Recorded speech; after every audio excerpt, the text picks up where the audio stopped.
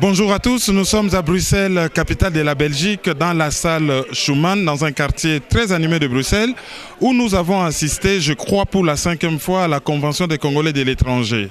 J'ai en face de moi M. Vital Barolere, qui est le président de Dynamique Congo, invité par la Convention des Congolais de l'étranger.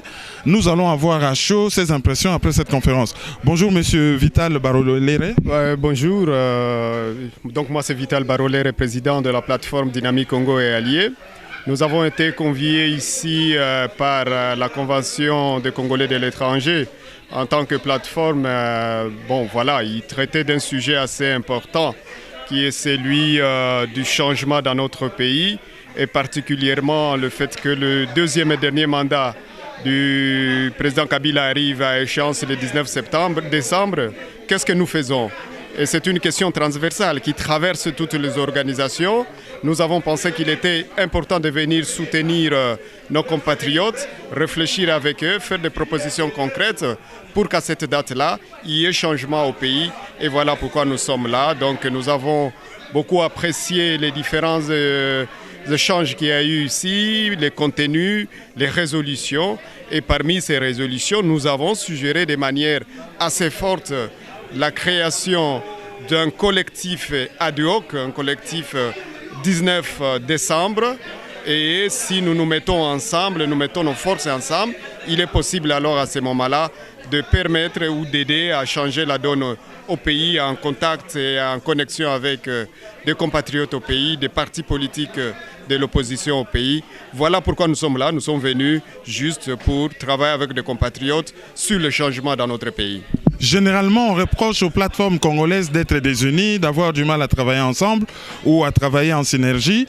Qu'est-ce que dans la démarche de la Convention des Congolais de l'étranger vous a séduit ou qu'est-ce qu'ils ont fait de spécifique pour que vous acceptiez cette invitation ?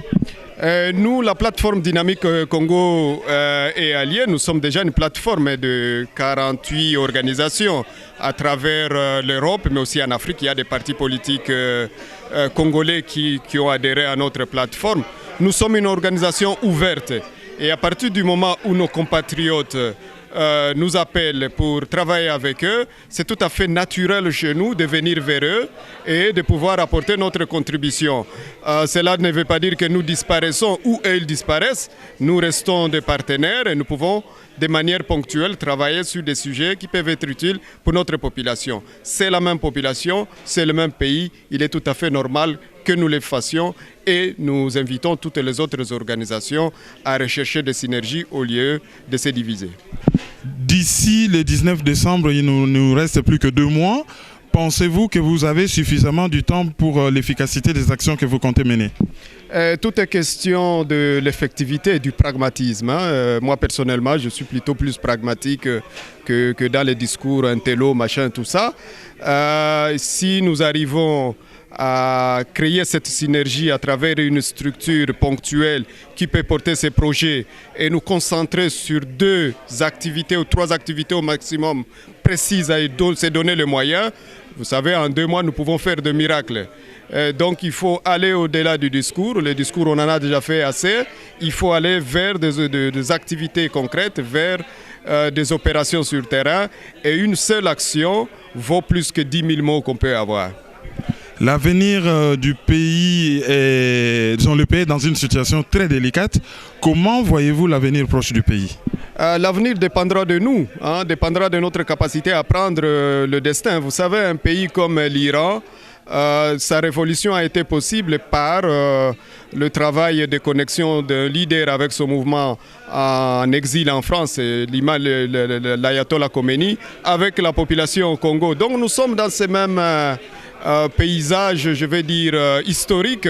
Si la diaspora s'unit avec les autres leaders, les autres acteurs de changement au pays, nous pouvons renverser la situation. On l'a vu au Burkina Faso. Ça a été juste possible parce que la population a décidé à un certain moment de renverser le dictateur. Et vous savez très très bien, je vais le dire et de manière très forte, Kabila n'est pas plus fort que Compaoré, il n'est pas plus fort que Kadhafi, il n'est pas plus fort que Ceausescu. Donc nous avons en nous la puissance, nous avons la force, il suffit de nous organiser et en 2 mois nous pouvons écrire une nouvelle page du Congo. Et moi, je suis persuadé, je suis convaincu que nous allons y arriver. Vous travaillez avec des partis politiques au Congo, vous travaillez avec ceux que vous appelez des leaders de changement. Pensez-vous que l'homme politique congolais est digne de confiance? Bien évidemment, dans toute société, il y a des gens qui sont de peu recommandables, mais il y a aussi des gens qui sont tout à fait corrects. Il faut aussi sortir de ces mâles congolais qui a tendance à globaliser, trop globaliser. À partir du moment où vous êtes pasteur, on dit tous les pasteurs sont mauvais, tous les journalistes sont mauvais, tous les politiciens sont mauvais, tous les combattants sont mauvais, tous les mouvements sont mauvais. On ne peut pas arriver à des résultats avec ça. Ce qu'on fait, on fait la révolution avec les acteurs qui sont présents. Et il vaut mieux que vous soyez 5 solides que vous soyez 10 000 qui ne valent pas grand-chose.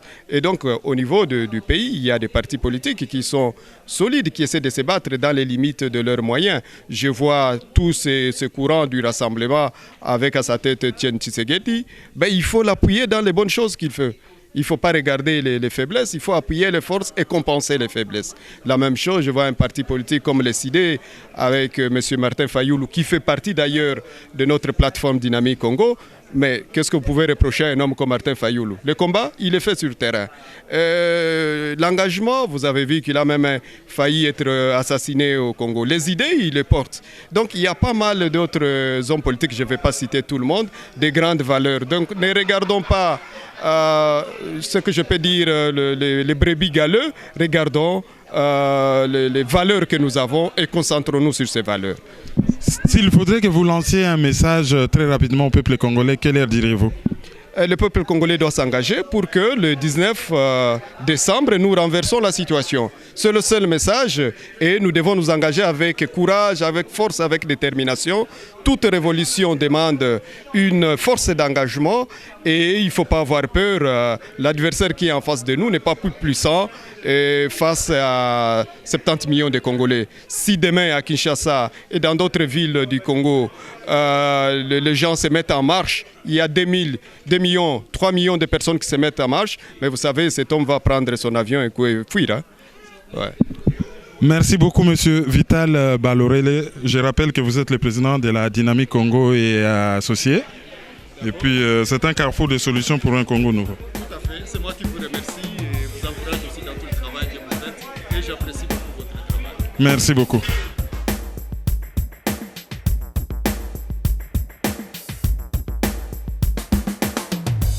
Monsieur Mbaye Kalombo, bonjour. Bonjour. Vous êtes militaire formé aux États-Unis et juriste de formation aussi. Vous venez de la Suisse et vous êtes en Belgique, notamment à Bruxelles, pour participer au colloque de la Convention des Congolais de l'étranger, 5e édition. Quelles sont vos impressions à chaud après cette participation? Bon, il faut bien dire que j'ai été l'invité de la Convention des Congolais de l'étranger pour pouvoir prendre parole et expliquer certaines choses qui concordent avec la situation actuelle du Congo. J'ai dit tout d'abord que je remercie les organisateurs et je crois que les propositions que nous avons faites dans les 2 commissions qui ont été constituées seront suivies pour arriver un jour à libérer le Congo, parce que le Congo doit être libéré. Vous avez dit que vous êtes la première promotion des militaires congolais formés aux États-Unis et vous avez vécu depuis les États-Unis, selon votre témoignage, la façon dont les Américains conçoivent les Congos. Pensez-vous qu'avec un tel adversaire, on peut s'en sortir, les États-Unis? Mais bien sûr, les États-Unis, ce sont les géants, bien sûr, mais quand vous avez devant vous un plus fort que vous, vous pouvez inventer les stratégies pour les contourner. Ce n'est pas difficile. Les États-Unis ne descendent pas, les Américains eux-mêmes ne descendent pas jusqu'au Congo pour pouvoir créer le désordre. Ils ont une stratégie, ils choisissent des Congolais qui font le travail à leur place. Mais si un jour les Congolais sont organisés pour pouvoir s'attaquer aux autres Congolais qui font office d'exécutants de ceux qui sont à l'extérieur, je crois que le Congo peut arriver à se libérer. Le Congo a des officiers de qualité, des officiers de valeur formés dans tous les pays de l'OTAN.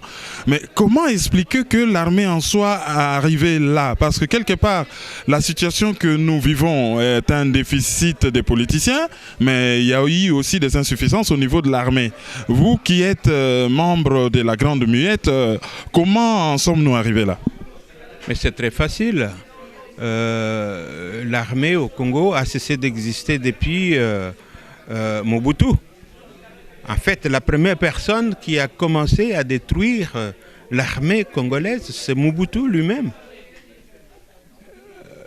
Il faut que je rappelle que dans les années 70, il n'y a pas eu en Afrique subsaharienne une armée qui avait autant d'officiers de bonne formation comme la République du Zaïre.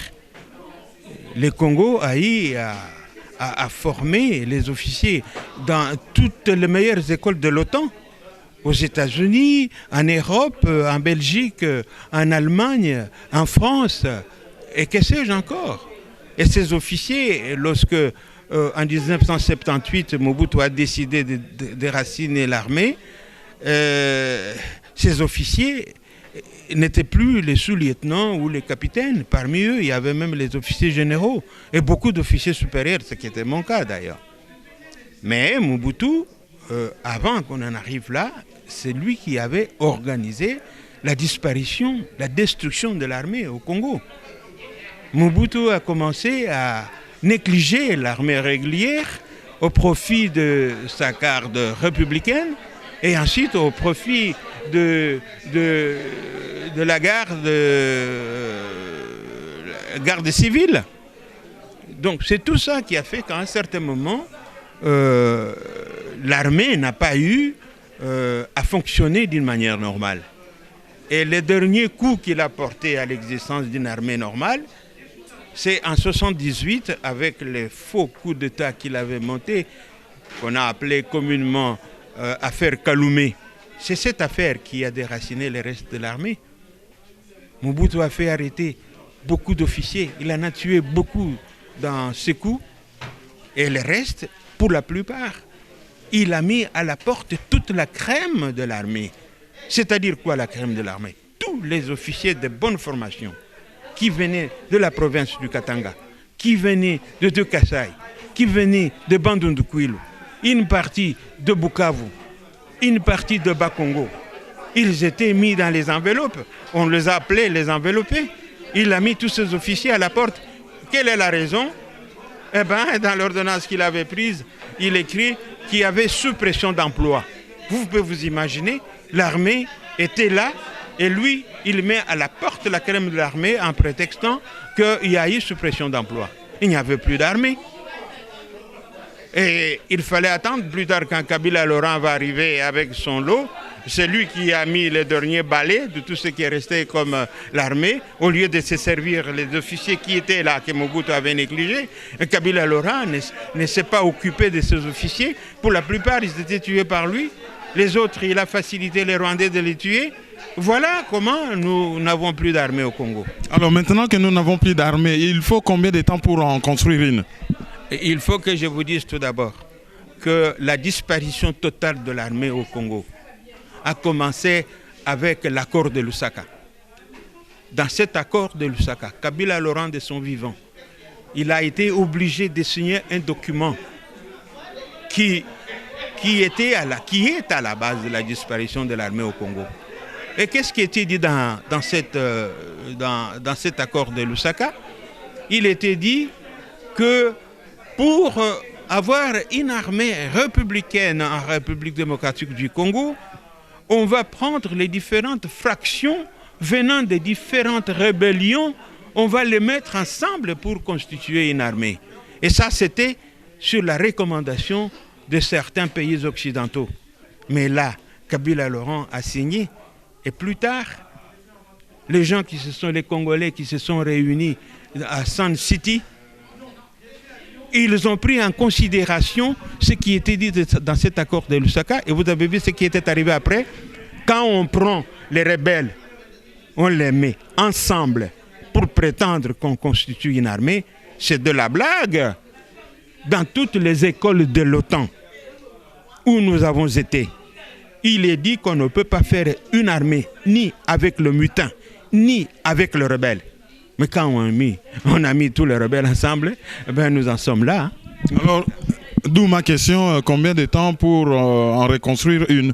Avant de parler combien de temps il faut pour constituer une armée, il faut avoir un régime différent de celui qui est au Congo. L'armée peut être mise en place. La politique de la défense nationale doit être définie par un gouvernement valable. Il faut tout d'abord un changement de régime au Congo et le régime qui viendra, il doit mettre en place les nouvelles dispositions pour pouvoir constituer une armée. Bon, moi, en tant que spécialiste de l'armée, je peux vous dire que dans 2 ans, on peut avoir une armée, pourquoi pas? Le Congo est très grand, on peut recruter les gens, améliorer les centres d'instruction de troupes. Et puis après, dans 2 ans, on peut avoir une armée, pourquoi pas?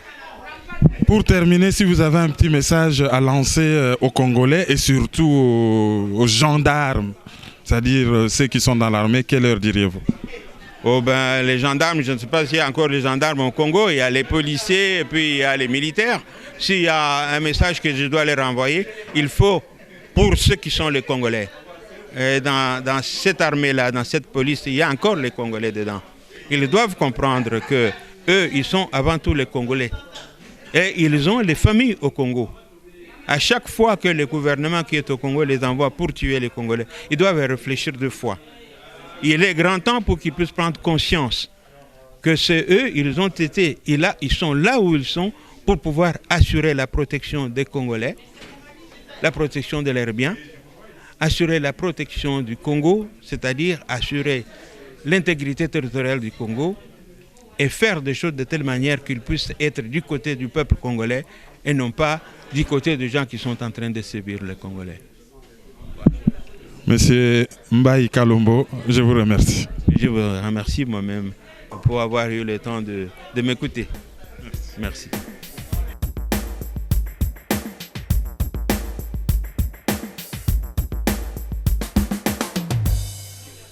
Nous allons retrouver quelqu'un qui nous vient de Lyon. Il est juriste, c'est Maître Moulamba Patrick. Bonjour Maître Moulamba. Bonjour Marouine. Vous venez de Lyon, vous êtes à Bruxelles pour la Convention des Congolais de l'étranger. Comment avez-vous trouvé la qualité des débats? Le débat a été d'un bon niveau, surtout intéressant parce qu'il y a un effet d'implication. Étant moi-même congolais et ayant vécu les derniers développements de la situation sociopolitique de mon pays, cette question ne pouvait pas me laisser indifférent. D'où une double motivation pour participer aux réflexions et à la mise en œuvre des stratégies conséquentes pour un tant soit peu porter notre contribution et nos propositions aux voies de sortie de crise dans notre pays. Vous avez posé lors de la conférence un diagnostic assez pointu de la situation du Congo, diagnostic du reste, que partagent du reste les autres analystes politiques, et vous avez ébauché quelques pistes de solutions. Pourriez-vous nous en rappeler quelques-unes? Entre autres pistes de solutions, je pense d'abord aux vertus d'un consensus et d'un dialogue qui tiennent compte de toutes les composantes essentielles de notre société pour baliser le chemin vers ce que nous pourrions appeler des voies et moyens de sortie de crise. Me trouvant en diaspora comme vous, il y a d'abord une difficulté, c'est celle de l'éloignement géographique et physique, mais qu'à cela ne tienne, nous vibrons au diapason du ressenti, des aspirations, des aspérités, des difficultés auxquelles le peuple congolais dont nous sommes doit faire face aujourd'hui. Alors en tant que diaspora, je crois que nous devons de plus en plus devenir une force de proposition et d'action.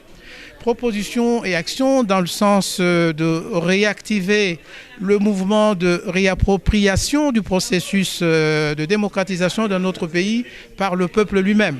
Et en cela, je me réjouis énormément de ce qui est en train de se faire. Parce que hier, on disait le Congolais est un peu heureux, il est inactif, il n'est pas à la mesure des enjeux pour consentir même le sacrifice suprême au nom de l'intérêt supérieur de sa nation. Mais quand nous voyons, je déplore effectivement les événements tragiques qui se sont perpétrés, qui se sont répétés plus de 3 fois au Congo. Je sens qu'il y a là un revirement de situation qui nous appelle et qui nous invite à regarder avec sérieux la maturation et en même temps aussi le sens aigu de responsabilité acquis par le peuple congolais. Alors aujourd'hui, comment pouvons-nous lui prêter main forte, si pas lui donner le coup de pouce nécessaire pour redorer le blason de cette action combien élogieuse. Mais je crois qu'il n'y a qu'une opinion éclairée, une opinion sensibilisée, une opinion informée sur l'ampleur, le sens de ses responsabilités sur le chemin de la construction, de la stabilité, de la paix et de la démocratisation de notre pays. Il n'y a que cette opinion-là qui soit à même de suivre, de contrôler et de pouvoir gérer les gestionnaires. Hein. Je prends une expression forte, mais j'assume la responsabilité de son contenu. Donc je crois que ce peuple de plus en plus sera mis à contribution pour pouvoir se rapproprier le sens de ce que j'appelle une instance de contrôle et un chien de chasse. Parce que ce matin, je parlais de la cure de la classe politique, de la cure de leaders politiques de notre pays. Et je crois que cette tâche doit être dévolue, si nous voulons qu'elle puisse demeurer dans la durée. C'est une tâche qui doit être assumée par le peuple congolais lui-même. Et il n'y a qu'un peuple avisé, informé, accompagné, éclairé dans ses prises de positions et responsabilités qui soit à même d'assumer une telle tâche. Je crois que la diaspora est mise à contribution pour relever justement le défi de la solidarité avec son peuple, ce peuple dont nous sommes, mais aussi pour relever le défi de l'amour de la patrie qui est en danger aujourd'hui. Au vu de la situation délétère du pays et du diagnostic que vous en avez fait, êtes-vous optimiste ou pessimiste quant à l'avenir proche du pays ? Les signaux immédiats qui nous parviennent et qui se dégagent de nos analyses ne prêtent guère à un optimisme. Et je crois que c'est un ressenti tout naturel face à une actualité évanescente, changeante, qui peut connaître des circonvolutions et des évolutions qui nous appelleront à changer effectivement l'orientation de notre appréciation de la question et de nos critiques. Mais je pense qu'au plus profond de nous-mêmes, nous devions faire appel à nos réservoirs de sens, à nos sources énergétiques, aussi bien spirituelles, rationnelles qu'éthiques, pour regarder l'avenir, quoi qu'il arrive et quoi qu'il en coûte, avec un saut d'optimisme. Et cet optimisme, je l'appelle, pour combattre et vaincre le défaitisme, pour combattre et vaincre tout ce qui appelle le son du glas pour le Congo aujourd'hui.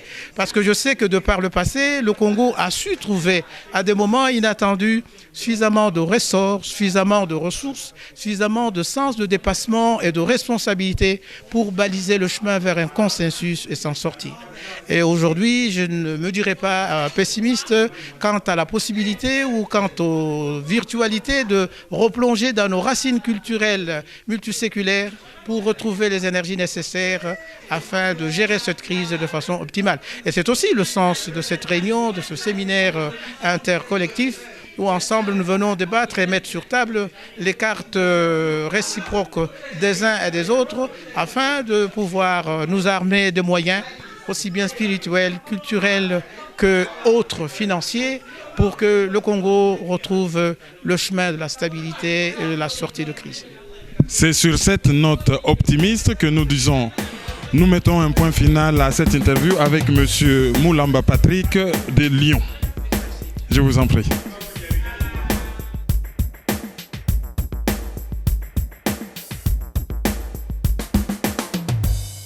Monsieur Salah Valzer, bonjour. Bonjour monsieur. Vous venez d'un pays où on croyait qu'il n'y a pas de Congolais. Il s'agit de la principauté de Liechtenstein, c'est ça? Absolument. La principauté de Liechtenstein est située à côté de la Suisse, donc c'est une principauté qui fait frontière avec l'Autriche.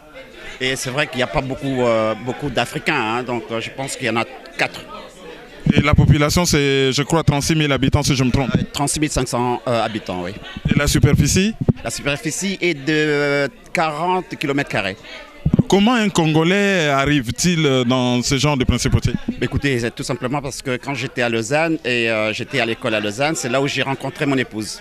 Voilà. Et puis, après avoir passé quelques temps en Allemagne, parce que j'étais à l'université en Allemagne, et nous sommes allés en Allemagne ensemble, et puis au retour, mon beau-père avait demandé que je vienne faire un stage à la banque.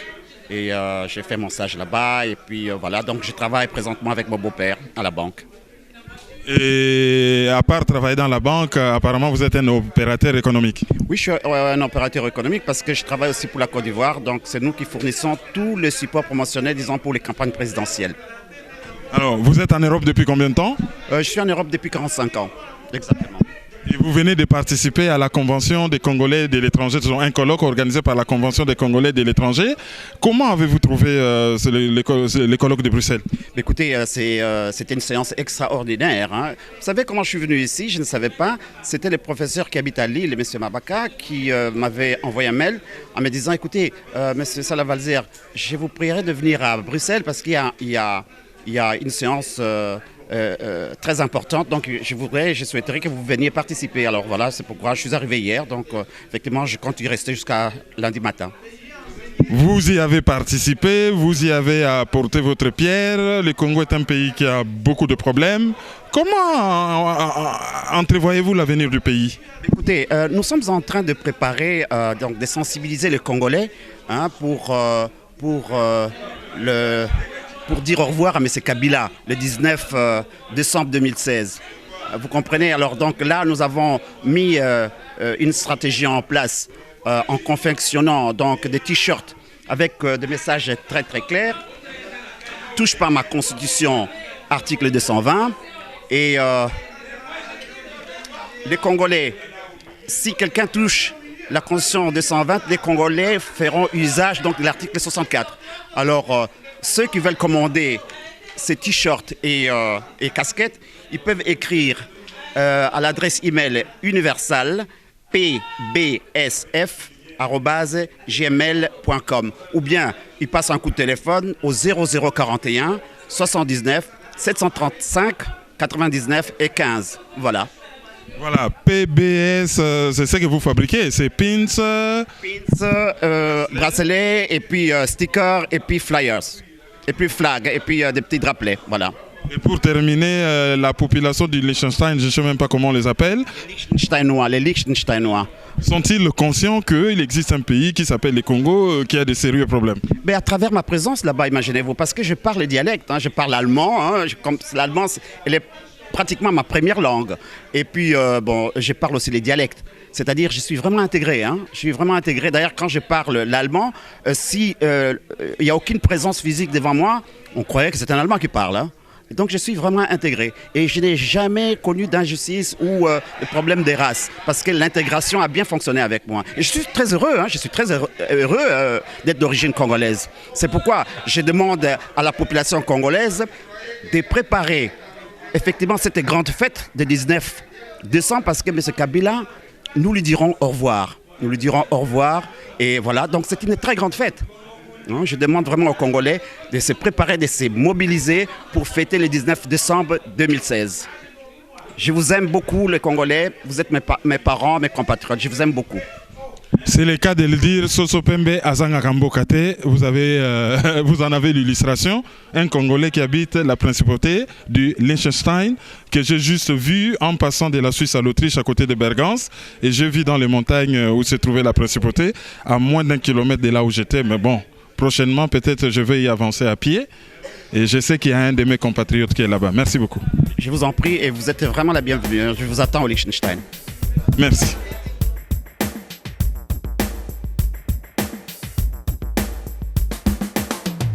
Monsieur Mabaka Mokwabouika Placide, bonjour. Bonjour, Kerwin. Vous êtes prof de droit à Lille en France et puis à l'université du Bandundu. Et vous avez sorti quelques ouvrages dont le dernier est très intéressant sur la constitution de la République démocratique du Congo du 18 février 2006. Avant cela, vous êtes, je vous trouve ici, dans la Convention des Congolais de l'étranger. Ce n'est pas la première fois que vous venez. Vous y avez apporté votre expertise sur les matières constitutionnelles. Comment trouvez-vous l'édition 2016 ? C'est une édition très intéressante, édifiante. Malheureusement, on est toujours pris par le temps et on est pris aussi par le feu de l'actualité. Je pense que c'est ce genre de forum qu'il faut avoir pour échanger, essayer de s'enrichir mutuellement sur les questions qui se posent pour l'avenir du pays. C'est une contribution qui est indispensable pour chacun d'entre nous, chacun bien sûr dans son domaine et apportant selon ses capacités. Alors, vous avez écrit un ouvrage où vous faites une étude quand même assez approfondie mais succincte sur la constitution du 18 février 2006. Et dans votre étude, vous constatez que cette constitution, c'est une constitution octroyée qui est remplie de mimétisme et qui est la source des problèmes que nous connaissons. Avant de faire une émission un peu plus approfondie avec vous, pour approfondir, que voulez-vous dire par là? Une constitution qui met en place un cadre pour gérer un pays suscite des problèmes. Comment l'expliquez-vous? J'explique simplement par rapport à l'actualité. Je donne deux exemples. Le premier, c'est en ce qui concerne la question de l'interprétation de certaines dispositions de la Constitution. Et lorsqu'on prend, en l'occurrence, l'article 73 par exemple, parce qu'on est dans l'actualité, il y a eu des manifestations le 19 septembre dernier pour demander à la CENI de convoquer le corps électoral conformément aux dispositions de la Constitution. Or, cette convocation, si l'on reste vraiment dans l'objectivité, a déjà été faite. Ça avait été fait en février, sauf erreur de ma part, en tout cas en 2015, pour l'élection présidentielle prévue en novembre, je crois le 27 novembre 2016. Mais c'est poser la question du respect du calendrier. Et à partir de là, il y a une autre question qui se pose sur cet article 73. On parle de la convocation et non pas de la date de la tenue des élections, donc de l'organisation. Ce qui fait que ce vide-là pose un problème sur la question de savoir si l'élection peut être organisée après l'expiration du mandat du président actuellement en exercice ou ça doit être avant l'expiration du mandat. Et donc, du coup, on ne sait pas sur quel pied danser. Alors que lorsqu'on fait une analyse comparative avec d'autres constitutions, on voit bien, on insiste plus sur la date, la période en quelque sorte de la tenue de l'élection et non pas sur la question de la convocation. La convocation devant se faire bien sûr au regard de la date qui est prévue pour la tenue de l'élection en amont. Et là on a inversé la chose.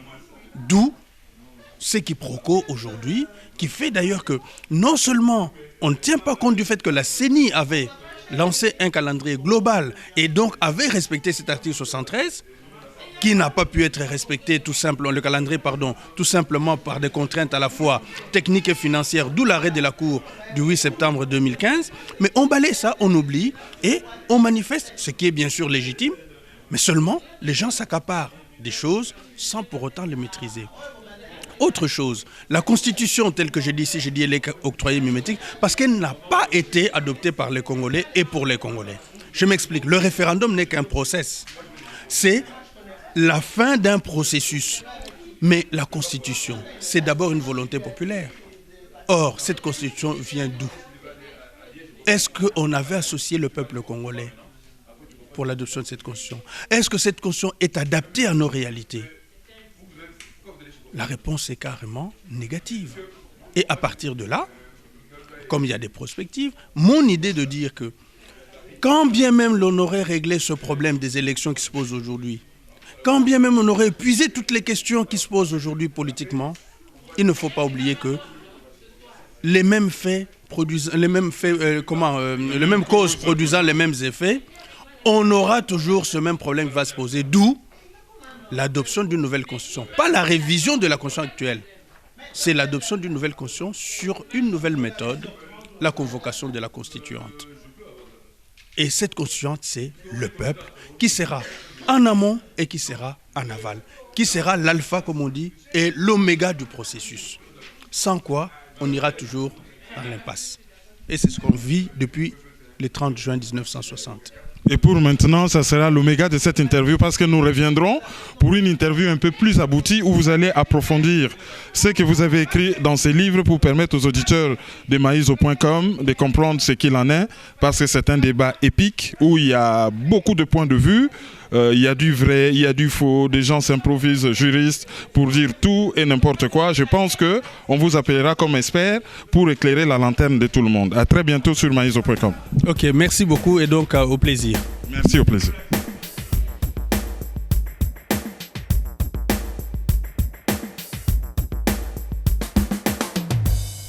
Bonjour à tous, moi donc c'est Pat Thomas, je suis journaliste responsable des émissions africaines sur Radio Air Libre. La Convention des Congolais de l'étranger, qui est une organisation qui est basée en Suisse et qui est dirigée par Madame Mbouichimini Séverine, a pensé qu'il était important d'organiser un colloque ici à Bruxelles, vu la gravité de la situation en RDC. Nous sommes de la diaspora, mais notre cœur se trouve là-bas.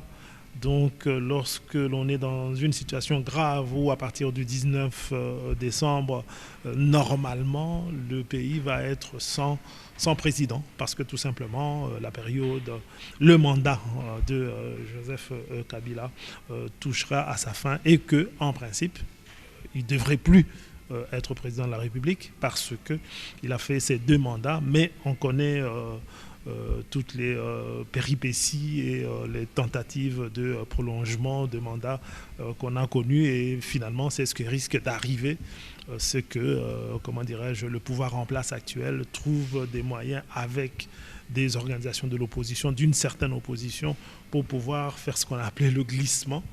Donc pouvoir continuer quelque part à gouverner en faisant entrer des mouvements de la société civile et des partis de l'opposition. Voilà. Ce colloque, c'est un peu ça. C'est vraiment se poser la question. Nous entrons dans une période très très grave. Dans les 2 mois, tout peut basculer dans notre pays. Il faut qu'on se concerte. En fait, c'est un moment de concertation parce que là, il y a plusieurs organisations qui sont ensemble. Bien sûr, l'invitation est lancée par la Convention des Congolais de l'étranger, mais c'est ouvert à beaucoup d'autres organisations. Il y a des gens qui n'en font pas partie, qui sont arrivés, pour que l'on se demande mais qu'est-ce que nous allons faire et surtout qu'est-ce qui risque d'arriver à notre pays. On ne va pas se croiser le bras, on va voir ce qu'on pourrait faire ensemble, nous, les gens de la diaspora. Est-ce que vous avez conclu ou bien vous avez décidé quelque chose de concret pour que la situation puisse se débloquer dans notre pays, le Congo? Le colloque est encore en train de se dérouler. On a terminé les parties d'analyse et d'observation de la situation même. Il y a des gens qui sont spécialisés dans les affaires politiques, des anciens militaires qui peuvent étudier un peu la situation, pas pour combattre nécessairement, mais je veux dire, on a besoin de comprendre la globalité du problème. Mais il y a aussi des questions d'action urgente. Et ce sont les 2 ateliers sur lesquels les gens sont en train de travailler. Donc les ateliers sont en cours.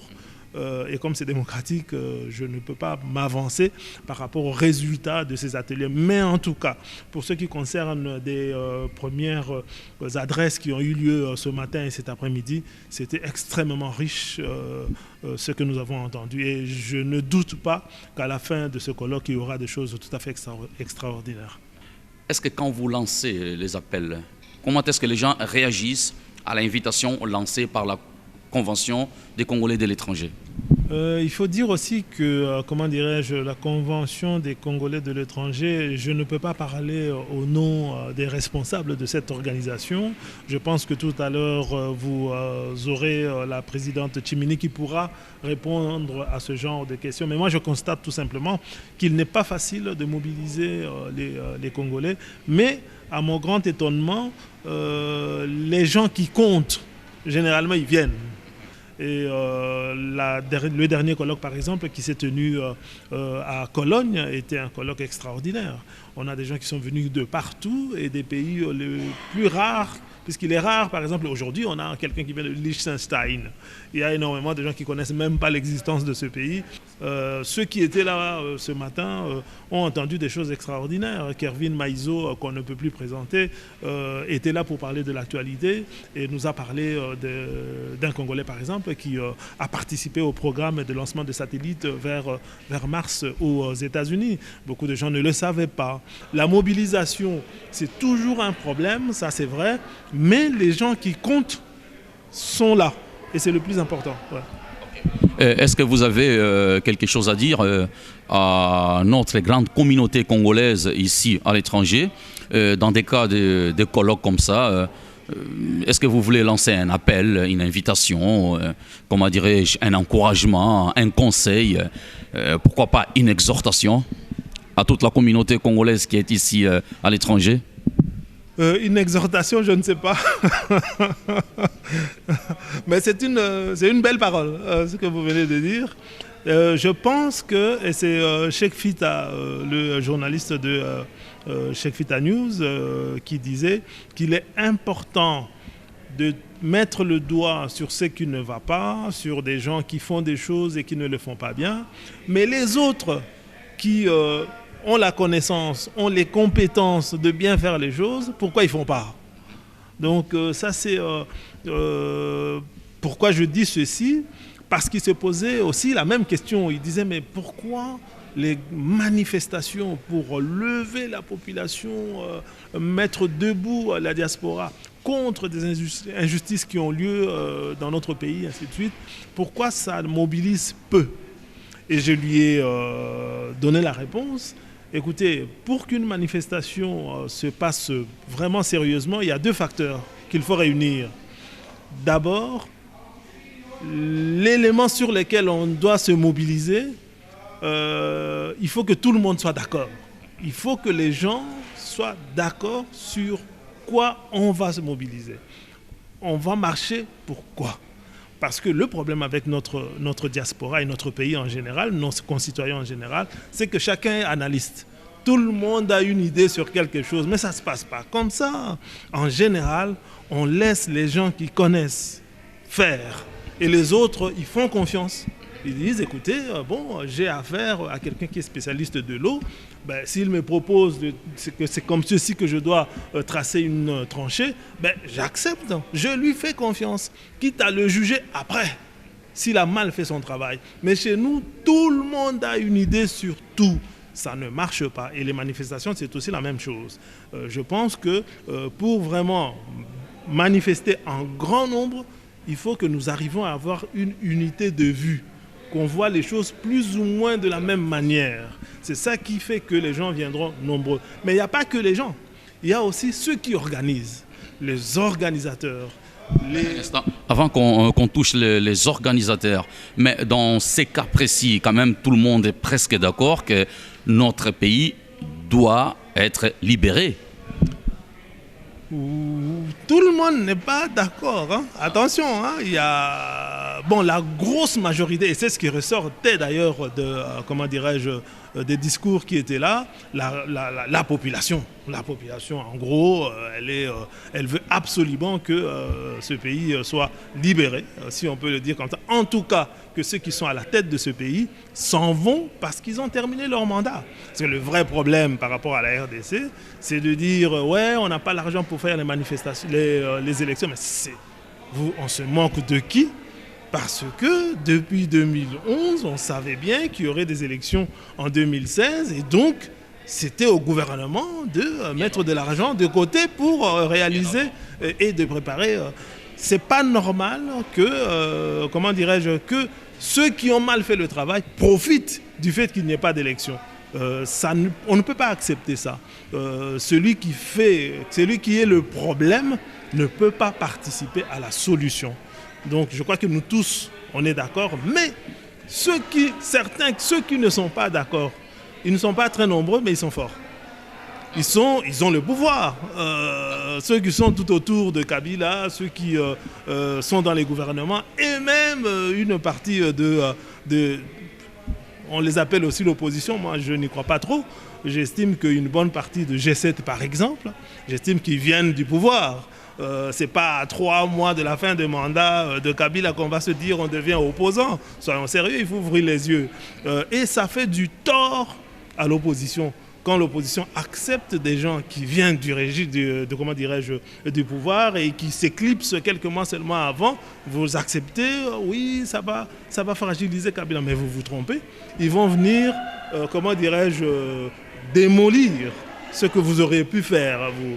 Donc, c'est pas évident de penser que nous sommes tous unanimes. La grosse majorité de la population, c'est vrai, veut que le pouvoir s'en aille le 19 décembre, mais c'est une population qui n'a pas beaucoup de moyens. Mais elle est forte, parce que, comme on l'a entendu aujourd'hui, il n'y a aucune armée du monde qui peut vaincre un peuple qui est vraiment décidé et qui est prêt à payer le prix du sang.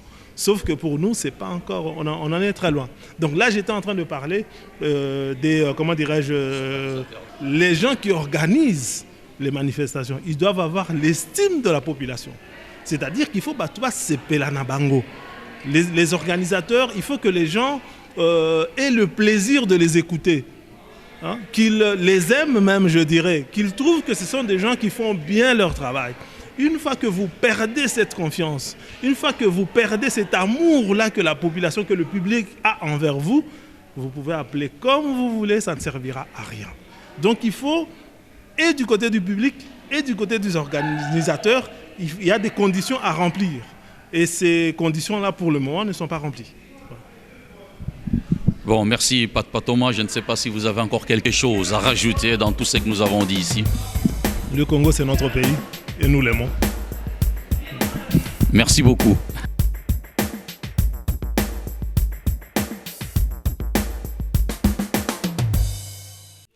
Madame Séverine Tchimini, vous êtes présidente de la Convention des Congolais de l'étranger et on vient de tenir pour la 2e fois un colloque à Bruxelles, et je crois que c'est la 5e édition. En tant que présidente, êtes-vous satisfaite de cette journée? Bonjour, Monsieur Maïzo, je vous remercie de me donner la parole. En tant que présidente de la Convention des Congolais de l'étranger, oui, je suis satisfaite, entièrement satisfaite de cette journée. Et on a vu d'autres plateformes venir. Est-ce que c'est la nouvelle tendance? La CCE commence-t-elle à s'ouvrir à d'autres plateformes ou c'est quelque chose d'éphémère?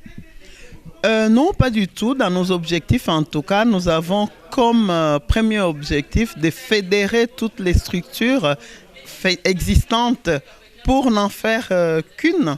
Et nous sommes ouverts. C'est depuis le début, on l'a dit, on l'a répété. Je suis quand même très contente de voir que enfin les Congolais ont compris que seuls on ne peut rien faire, mais ensemble nous pouvons faire beaucoup de choses. Dans cette édition, comme d'habitude, il y a eu une importante participation féminine, bien que les interviews que nous venons de réaliser ne le reflètent pas. Donc vous êtes là aussi en tant que présidente et en tant que femme, parce qu'il y en a eu beaucoup. Comment expliquer cette implication des femmes au niveau de la CCE? Alors il faut dire que les femmes ont toujours été hésitantes pour apparaître dans une structure quelconque, sauf dans une structure où il n'y a que les femmes. En voyant que moi, je suis là en tant que présidente, et puis il faut dire que je vais plus aussi vers les femmes. J'aime bien m'entourer des femmes, et puis je me dis, il faut quand même qu'il y ait à parité, il faut qu'il y ait les femmes et les hommes. Alors je donne plus de rôles aux femmes, c'est pour cela que vous les voyez aussi nombreuses. Et c'est pas fini, parce que là, on va faire de plus en plus de choses qu'avec les dames et en associant aussi les hommes. Le prochain colloque, ça sera où et quand? Alors, le prochain colloque, je ne sais pas encore. Peut-être qu'on ira vers la France parce qu'en Belgique, ça fait 2 fois. On a été en Allemagne et il nous reste la France. Quand ça reste à définir. Ça sera selon le calendrier, donc selon aussi les événements. Madame Tchimini, merci. C'était la Convention des Congolais de l'étranger depuis Bruxelles, salle Schuman. Nous vous remercions de nous avoir suivis. À la prochaine.